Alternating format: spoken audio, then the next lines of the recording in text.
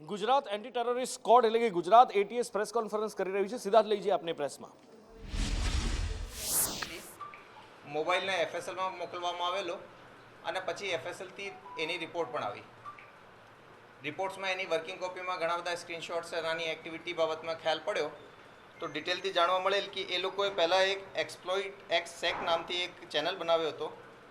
એના backup channel માટે એ લોકો એલાઇટ એક્સપ્લોઇટ બનાવ્યો હતો અને પછી આનું નામ બદલીને અનોનસેક રાખેલો હતો.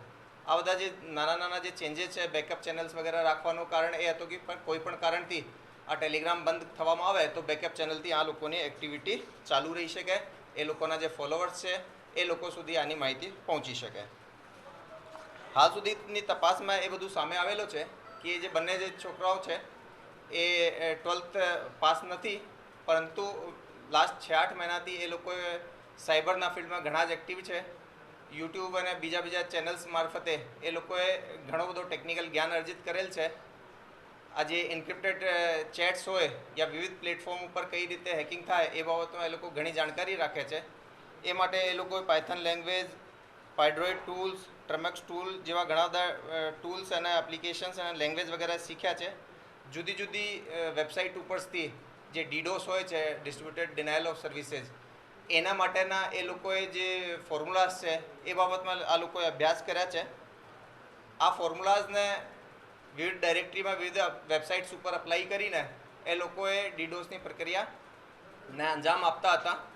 એ બાબતમાં જ્યારે એક ઘણી બધી જુદી વેબસાઇટ્સ ઉપર આ પર્ટિક્યુલર જે વેબસાઇટને એ લોકોએ હેક કર્યા છે એને ચેક પણ કરતા હતા અને આ જ પર્ટિક્યુલર વેબસાઇટ ડાઉન થઈ ગઈ છે આ રીતના આ લોકો પાસે જ્યારે પુરાવા આવતા હતા તો એ લોકોએ એના એનોન્સેક ગ્રુપમાં પણ મૂકતા હતા. અને આપની જસ્ટ જાણ માટે કે ભાઈ એ લોકોએ લગભગ એપ્રિલ મહિનામાં લગભગ 50થી વધારે ઇન્ડિયન અને સ્ટેટ ગવર્મેન્ટની જે વેબસાઇટ્સ છે એના ઉપર આવા અટેક્સ કર્યા છે. જ્યારે એ લોકો અટેક કરતા હતા અને પછી એના જે પુરાવા મૂકતા હતા તો એમાં ઘણા બધા આવા રેડિકલ લાઇનના જે સ્ટેટમેન્ટ્સ જે છે જે આની મંશા બતાવે છે એ બધા પણ લખતા હતા. જેમ કે hi India, we just took down your financial shield and servers, એ રીતના સ્ટેટમેન્ટ સાથે મૂકતા હતા. 7 મહિના દિવસે પણ એ લોકોએ 20થી વધારે વેબસાઇટ ઉપર આ રીતના અટેક્સ કર્યા હતા. અને એ વિશે પણ જ્યારે એ લોકો એના પુરાવા એના ચેનલ ઉપર મૂકતા હતા તો એ બાબતે પણ એ લખ્યા છે કે India May have started it but we will be the one two finish it. આ રીતના સ્ટેટમેન્ટ્સ આ લોકોની મંશા દર્શાવે છે. અને એ લોકોએ જે 50થી વધારે જે વેબસાઇટ છે વિવિધ defence, finance, aviation, urban development અને સ્ટેટ ગવર્મેન્ટની વેબસાઇટ છે એના ઉપર આ લોકોએ આ રીતના અટેક્સ કરતા હતા. આ બાબતે અમે આઈટી એક્ટ 43 અને 66F જે સાયબર ટેરરિઝમના ઓફેન્સ પરિભાષિત કરે છે એની અંદર અમે આ એફઆઈઆર રજીસ્ટર કરી છે અને આગળની કાર્યવાહી હાલ ચાલુ છે.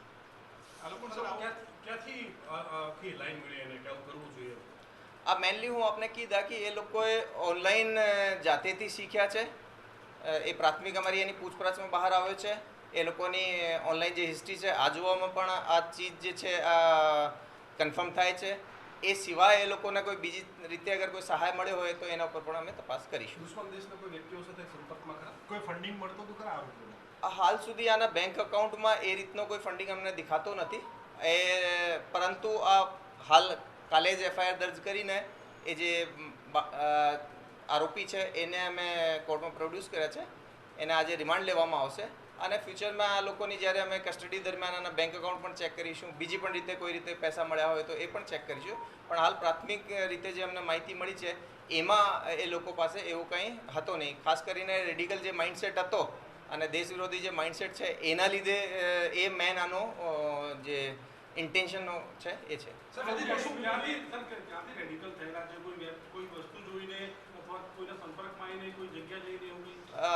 મેનલી ઓનલાઈન જે રેડિકલાઇઝેશન આ બાબતે કહી શકાય છે. આરોપીઓ શું કરતા હતા? હું કીધા કે એ આરોપીઓ જે ભણે છે અને સાથે સાથે આ પર્ટિક્યુલરલી સાયબર ટેરરિઝમના સેક્ટરમાં, હેકિંગના ક્ષેત્રમાં ઘણા બધા જાણકાર છે. આ બધી ડિટેલ્સ જે છે એ હું આપને જે એના ફોલોઅપ સ્ટોરી છે એની અંદર આપને કહીશ. ફોલોવર્સ કેટલા હતા સાહેબ ચેનલમાં? એ ફોલોવર્સ હન્ડ્રેડ્સમાં છે. ઘણી બધી વખતે કારણ કે ફોન અમે લઈએ છીએ તો આપણને બધાને ખબર છે કે ટેકનિકલ એવિડન્સ સહેજવા માટે અમે એને સીધા એફએસએલમાં ફોરવર્ડ કરીએ છીએ. આની મેમ્બરશિપ કેટલી છે, ઘણી બધી મેમ્બરશિપ્સમાં ફોન નંબર ના હોય, ફક્ત આઈડીઝ દેખાતી હોય, તો એ બધી ચીજો અમે જોતા નથી. અમે સૌથી પહેલાં એને એસઓપી પ્રમાણે FSL મોકલી આપીએ છીએ. FSL એને જે ચેન ઓફ કસ્ટડી છે એ બરકરાર રાખતા અમને જે સ્ક્રીનશોટ્સ વગેરે અને એના જે ડેટાનો જે બેકઅપ છે એ આપે છે. એના ઉપરથી અમે પ્રાથમિક FIR રજીસ્ટર કરી છે. હવે એની જે ડિટેલ ચકાસણી છે એ અમે કરીશું. આ સિવાય પણ ઘણા બધા બીજા મુદ્દાઓ પણ એના ફોનમાંથી મળ્યા છે, પરંતુ અમે એને ડ્યુરિંગ ઇન્વેસ્ટિગેશન અમે એને કાગળ ઉપર લાવીશું.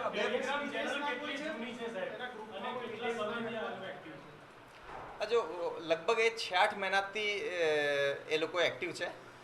અમને જે FSLથી જે ડેટા મળ્યો છે એની અંદર એપ્રિલ અને મઈ આ 2 મહિનાઓમાં એ જે સાયબર અટેક્સ છે એ બહુ વધારે કર્યા છે. આના પુરાવા મળી આવ્યા છે.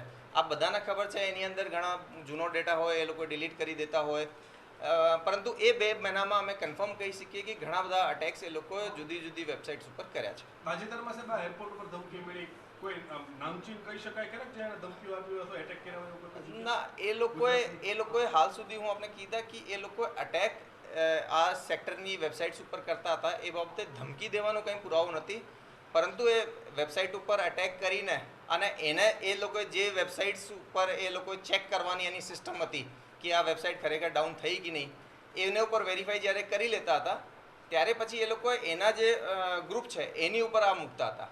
એમાં હાલ સુધી કોઈ ધમકી આપી હોય એવું કંઈ અમારે તપાસમાં આવ્યું નહીં. હાલ સુધી એવો રેન્સમ અમાઉન્ટનો અમારી પાસે આવ્યો નથી. અને આના જે એફર્ટ્સ હતા આપને બધાને ખબર છે કે જે વેબસાઇટ્સ હોય છે એમાં ઘણો બધો ફાયરવોલ હોય છે, પ્રોટેક્શન સિસ્ટમ જે હોય છે, એના લીધે કદાચ આના અટેક્સનો ઇમ્પેક્ટ જે છે એ પણ અમે એનાલિસિસ કરીશું, પરંતુ હાલ સુધી એને કંઈ પૈસા મળ્યા હોય એવું કંઈ છે. હું આપને કીધા કે એ અમે જે FSLથી પ્રાઇમરી એની વર્કિંગ કોપી અમને મળી છે, એની જે ડિટેલ્ડ અમારી તપાસ છે એમાં ફોલોવર્સના એક્ઝેક્ટલી નંબર કયા છે એ તમને ખબર હોય તો ટેલિગ્રામ ચેનલ્સ ઉપર એની ID શો હોતી છે. આ IDsને પછી રિઝોલ્વ કરવામાં આવે પછી અમને ખબર પડી શકે કે આ જે નંબર્સ છે એ ઇન્ડિયામાં ચાલી રહ્યા છે કે બહાર ચાલી રહ્યા છે. નહીં, હાલ સુધી અમારી પાસે પૈસાની કોઈ પણ ચીજ એની અંદર આવી નથી. એ કારણ કે જાતેથી રેડિકલાઇઝ હતા અને એ ઓપરેશન સિંદૂર બાબતે પણ ઘણો દ્વેષ રાખતા હતા. તો એનો મેન જે મોટો છે જે કારણ જે મતલબ આ કામ કરવા માટે એક રીતે કહેવાય કે ભાઈ એ લોકોને પ્રોત્સાહિત કરતો હતો, આ મેઇન રીઝન આનું રેડિકલાઇઝેશન હતું. કોઈ પિન પોઈન્ટ ખરો કે આ તરફ આ લોકો વળી ગયા, એવી કોઈ વસ્તુ કે એવો કોઈ બનાવ કે એવી કોઈ ઘટના આ લોકો સાથે થઈ? ના, હાલ નહીં, એવો કંઈ બહુ નથી આને કે ભાઈ આને કંઈ એ રીતની કોઈ ઘટના થઈ હોય જેના લીધે આવો થયો છે એવું કંઈ પણ તપાસમાં આવતું નથી. આ લોકોએ સાયબરના ફિલ્ડમાં વધારે પડતું જ્યારે ઓનલાઈન એક્ટિવિટીઝમાં ઇન્વોલ્વ હોય અને એ દરમિયાન આના કારણે બધી રેડિકલ આઇટમ્સ જોવા મળતી હોય એના લીધે આ લોકો પહેલો કેસ છે કદાચ આવો કઈ કલમ હેઠળ ગુનો નોંધવામાં આવ્યો છે, કેટલી કડક કાર્યવાહી ફરી વખત આપણે નોંધવામાં? જો IT એક્ટ 43 અને જે 66F છે એની અંદર અમે એના વિરુદ્ધમાં FIR દર્જ કરી છે.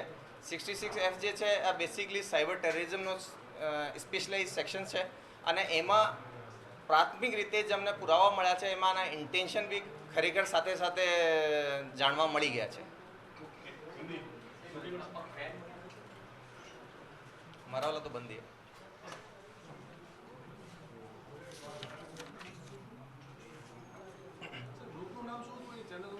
एनोन चेक इसमें मिल जाएगा 50